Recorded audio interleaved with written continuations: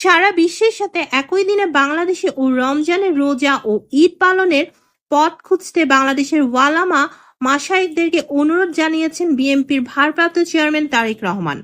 রোববার ঢাকায় ওয়ালামা মাশায়েখ ও এতিমদের সম্মানে বাংলাদেশের জাতীয়বাদী দল বিএনপির আয়োজিত ইফতার মাহফিলে ভার্চুয়ালি যুক্ত হয়ে তিনি কথা বলেন।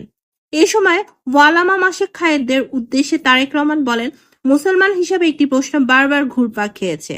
আমরা দেখেছি খ্রিস্টান সম্প্রদায় সারা বিশ্বে তাদের বড়দিন একই দিনে পালন করে। আমি এখানে উপস্থিত ওয়ালামা মাশায়েখগণকে অনুরোধ করব, সারা দেশে অনেক জ্ঞানী ওয়ালামা মাশায়েখ আছেন। আমরা চিন্তা করে দেখতে পারি কিনা, আলোচনা করে দেখতে পারি কিনা বাংলাদেশের মানুষ সারা বিশ্বের মানুষের সাথে একই দিনে একসাথে আমরা রোজা এবং ঈদ পালন করতে পারি কিনা, বলেন মিস্টার রহমান। তিনি বলেন, বিজ্ঞানের যুগে এটি করা সম্ভব কিনা, উপায় আছে কিনা, এই বিষয়ে আপনাদের আমি চিন্তা করার অনুরোধ করব।